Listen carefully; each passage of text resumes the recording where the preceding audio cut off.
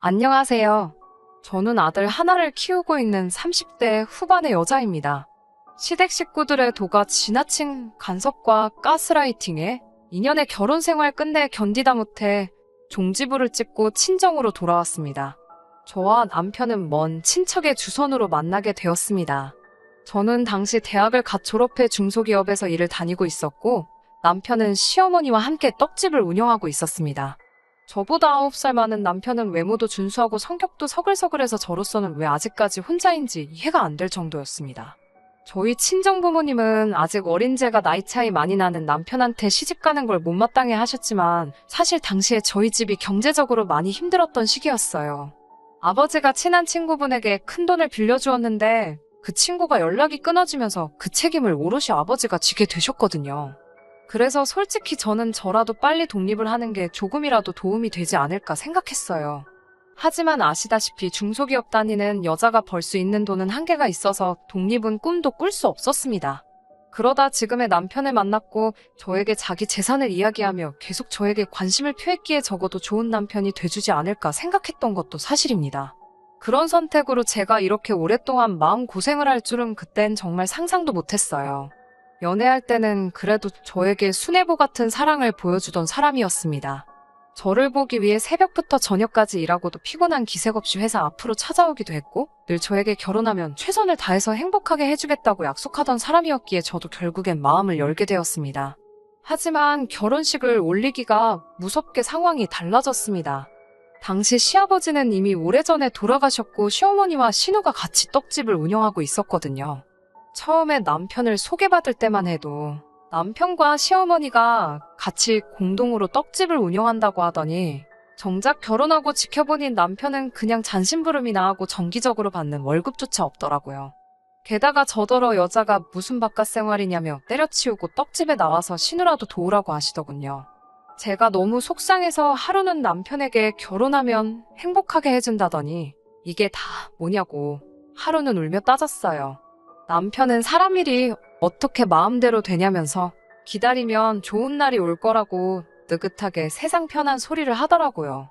한심하고 어이없어서 눈물이 주르륵 흘렀지만 차마 친정에다가 아쉬운 소리를 할 수는 없었습니다. 저는 마음을 고쳐먹고, 그래, 어차피 욕을 먹든 어쩌든 나는 떡집에 나가서 일을 해야 하고, 그렇다면 죽기 살기로 그 기술을 배워보자라고 마음을 고쳐먹었습니다. 그렇게 해서라도 시어머니에게 인정을 받으면 된다라는 그 마음 하나였습니다. 이런 저를 생각하시면 답답하실 수도 있겠지만, 그 당시 저에게 시댁은 유일한 동아줄이나 다름없었으니깐요. 그렇게 2년 남짓 시어머니와 신우의 구박과 핍박을 받으면서도 죽을 힘을 다해서 배웠습니다. 하지만 제가 열심히 일할수록 시댁 식구들은 저를 무슨 일꾼이나 머슴 정도로 여기는 눈치였습니다. 기술을 가르쳐주기는커녕 매일같이 더럽고 힘든 자빌과 무거운 쌀포대를 나르게 시켰고, 숨이라도 돌리려고 하면 벌써부터 요령을 피운다, 꾀를 부린다며 저를 서럽게 했습니다. 심지어 남편이 피곤하다는 말이라도 하면 남편은 집에서 쉬라 하고 저만 불러내서 일을 하게 하신 적도 있어요. 하지만 그것보다 저를 더 서럽게 했던 건 떡집을 찾는 단골 손님들에게조차 제가 며느리라는 사실을 밝히지 않으시더라고요. 사실 친정부모님도 제 결혼을 지원해 주실 형편이 되지 못했고, 시댁에서도 어차피 친정 상황이 그런데 뭐하러 결혼식을 크게 하냐며 그냥 양가 어른들 모시고 밥이나 먹고 혼인신고나 하면 되지 그러시더라고요. 당연히 저도 여자니까 결혼식에 대한 환상과 기대가 있었지만, 남편도 그 순간만큼은 시어머니 의견이 옳은 것 같다며 시어머니 말대로 하자고 하더라고요. 그래서 많은 분들이 제가 떡집의 아르바이트생이라고 생각하는 눈치였습니다.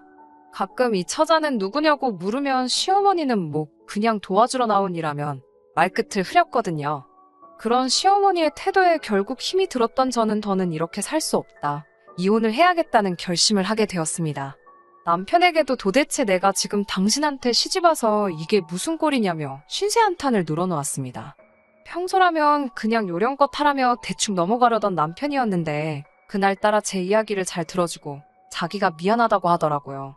그리고 부부싸움은 칼로 물베기라 했던가요.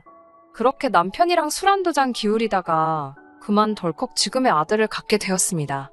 이혼을 하려는 타이밍에 아이가 들어서니 기쁘기도 하고 두렵기도 하고 마음이 복잡했습니다. 하지만 이유가 어찌됐건 찾아온 생명을 포기할 수는 없었습니다. 그리고 솔직히 아이를 낳으면 시댁에서도 저를 좀 달리 봐주지 않을까 하는 작은 희망도 생겼고요. 남편도 제 임신 소식에 매우 기뻐했고 그런 남편의 모습에 어떠한 변화가 있을지도 모른다는 기대도 생겼습니다. 하지만 시댁의 반응은 뜨뜻미지근했습니다. 특히 신우는 노골적으로 애가 아직 태어난 것도 아닌데 뭘 그렇게 다들 난리냐는 식으로 나오더라고요. 당시 시어머니는 신우에게 금전적으로나 사업적으로 많은 도움을 받고 있었거든요. 그래서 신우가 저에게 적대적으로 행동할수록 시어머니도 한술 더 떠서 저를 미워하시는 게 느껴졌어요. 그렇기에 저는 오기로라도 어떻게든 이 아이를 건강하게 출산해야겠다 생각했고 떡집을 관두고 태교에만 힘썼습니다. 신우는 자기는 애 등에 업고도 집안일이며 떡집일이며 다 했다며 저한테 유난이라고 눈치를 줬지만 이때만큼은 남편이 자기가 제목까지 할 테니 뭐라고 하지 말라며 신우를 막아주더라고요. 그렇게 저는 건강한 아들을 출산할 수 있었습니다. 시어머니는 손자라면서 저에게 처음으로 장하다, 고생했다 말씀해 주셨습니다. 그동안의 서름을 비롯한 여러 감정이 뒤섞여져 눈물, 콧물로 흘러내렸어요. 하지만 신우는 여전히 뭐가 못마땅한지 축하한다는 소리도 안 하더라고요. 그리고 얼마 뒤 저는 남편에게 이제 애도 생겼으니까 시어머니한테 자기랑 나 일한 거는 정확히 계산해서 월급으로 달라고 하면 안 되냐고 물어봤습니다. 그 전에는 저희가 돈이 필요하면 얼마가 필요하다 하고 시어머니한테 타쓰는 시기였거든요. 하지만 이제 아기도 생겼으니 제대로 독립을 해야 하지 않겠냐는 거였어요. 남편도 제 말이 맞다면서 시어머니한테 그렇게 물어봤고 시어머니도 그렇게 해주시겠다 하셨습니다. 결혼 생활 2년 만에 모든 것이 제자리를 찾아가고 있다고 생각했고 다행이다 싶었습니다. 그렇게 시어머니에게 둘이 합쳐 500만 원씩 3개월 간월급을 받았을 무렵이었습니다. 하루는 신우가 아침부터 전화를 해서 당장 떡집으로 나오라고 하더라고요. 그날은 제가 쉬는 날이었거든요. 그래서 제가 무슨 일이냐 하니까 따지지 말고 당장 나오래요. 허겁지겁 서둘러서 나가니 떡집 장부를 놓고서는 이게 무슨 돈이냐고 물어요. 보니까 시어머니가 저희 월급 주신 걸 월급이라고 적어놓지 않으시고 그냥 아들 며느리 생활비라고 적어두신 거예요. 신우 입장에서는 저희가 3개월 동안 1,500만 원이라는 생활비를 타간 거에 대해서 화가 났었나 봅니다. 그래서 저도 어머님이 왜 생활비라고 적어두신 건지는 모르겠지만 이건 저희 월급 주신 거라고 말했습니다. 그러자 신우는 월급? 아니, 무슨 월급? 가족끼리 월급을 왜 받아? 서로 돕고 살자고 이렇게 하는 건데 그렇게 계산적으로 한다고? 라며 저를 도끼 눈을 뜨고 노려보더라고요. 그러더니 저한테 너 솔직히 말해봐. 너 이 떡집 홀랑 삼키려고 내 동생하고 결혼했지? 그러는 거예요. 그래서 제가 그게 무슨 소리냐고 하니까 못 알아듣는 척 하지 마. 너 이 떡집이 욕심나서 우리 집에 시집 온 거잖아. 그러면서 애는 왜 낳았어? 왜 내 동생이 미덥지가 않으니까 손자 앞장 세워서 이거 뺏어가려고. 그러는 거예요. 저는 한 번도 생각해보지 않은 일인데 자기 혼자 소설을 쓰더라고요. 그래서 제가 신우한테 이 떡집 장사 잘 되는 건 맞지만 막말로 여기가 무슨 재벌사 업체 같은 것도 아닌데 제가 무슨 떡집을 삼키려고 시집을 오냐고 따졌습니다. 그리고 저 남편 소개받을 때만 해도 남편이 동업자인 줄 알았지만 이렇게 시어머니랑 신우 뒤치다꺼리에 막일이나 하는 머슴신세인 줄 알고 나서도 묵묵히 버텼다. 그것만 봐도 제가 남편 조건 보고 결혼한 게 아니란 걸 모르시겠냐고 쏴붙였습니다. 그러자 신우가 원래 가진 거 없는 애들이 무서운 것도 없지 않냐면서 자기가 보기엔 제가 딱 그 짝이라며 그러니까 어디 감히 시어머니한테 돈 달라 소리 할 생각을 하냐 그러더군요. 신우의 말도 안 되는 억지를 듣고 있으니 분하고 화가 나고 막말로 차라리 동네 아줌마면 뺨이라도 한 대 치고 싶은데 차마 남편 누나라서 손도 못 대겠고 열받아 죽겠더라고요. 결국 저는 바로 남편에게 전화를 걸어서 당신이 누나한테 상황 설명 좀 똑바로 하라고 했습니다. 그러자 남편은 그렇다고 누나랑 싸우고 있으면 어떡하냐면서 일단 누나한테 미안하다 그러고 얼른 집에 오라더군요. 그래서 제가 남편한테 내가 뭐가 미안한데 사과를 하냐고 나는 못한다고 소리를 지르고 전화를 끊었습니다. 남편이 남의 편이라더니 아니 왜 저한테 사과를 하라고 하는 건지 이해가 안 되더라고요. 결국 팔은 안으로 굽는 게 맞구나 싶으면서 이 지긋지긋한 집구석하고 1분도 더는 얽히기 싫었습니다. 그리고 신우한테 이깟 턱집 한 트럭을 줘도 안 가질 거니까 걱정 말고 대대손손 헤쳐먹으라고 소리를 질렀어요.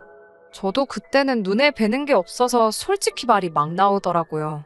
그리고 네 잘난 동생 그렇게 아까우면 옆구리에 끼고 평생 살라고 했어요. 떡집이고 네 동생이고 다 필요 없다고요. 그러자 신우가 어이가 없다며 저를 한 대 칠 기세로 쳐다보더라고요. 그래서 제가 만약에 내 털끝 하나라도 건들면 그때는 나도 이판사판이라고 같이 쳐다봤습니다. 그러자 제 기세에 자기도 좀 놀랬는지 슬슬 자리를 피하더라고요. 저는 그 길로 집에 와서 짐을 싸기 시작했습니다. 저도 결혼할 때 친정이 어려워서 많이 못 해온 건 사실이고 남편 덕을 보고 싶었던 마음이 아예 없었던 것도 아닙니다. 하지만 2년이 넘는 기간 동안 시댁에서 원하는 대로 직장도 때려치고 소위 가족 사업이라는 떡집 잘 되라고 저도 죽을 힘을 다해 새벽부터 밤까지 몸이 부서져라 일했고 떡두꺼비 같은 아들 손자까지 낳았는데 그래도 저를 이렇게 못된 여자로 매도시키니 더는 버틸 힘이 없었어요. 집에 돌아온 남편이 현관 앞제 짐을 보더니 이게 다 뭐냐고 묻더라고요.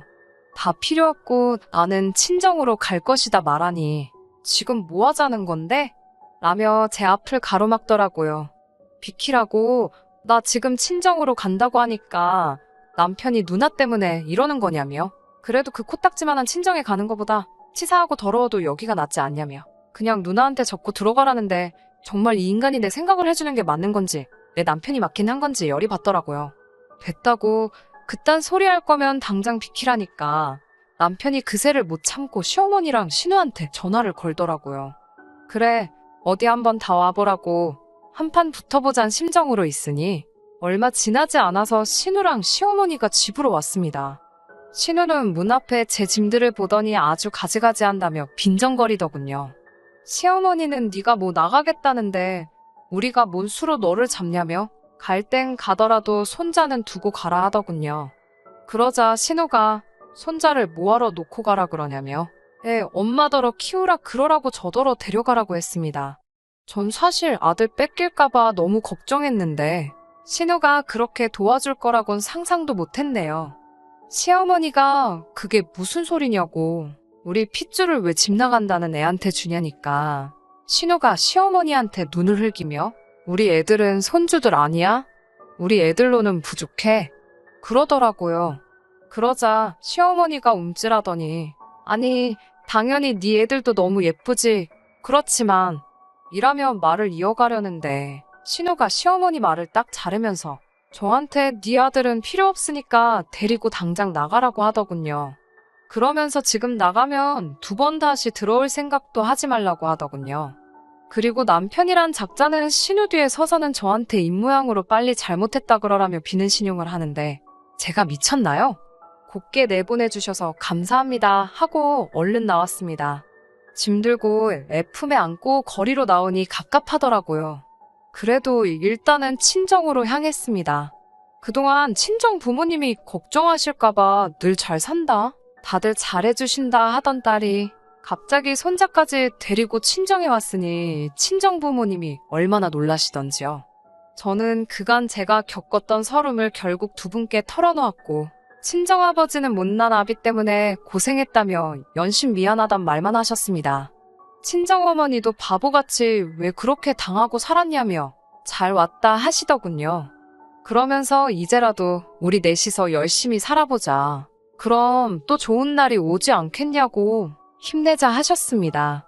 친정에 돌아와서 아들을 친정어머니께 맡겨놓고 당장 밥벌이 할 만한 직장을 알아봤지만 마땅치가 않았습니다.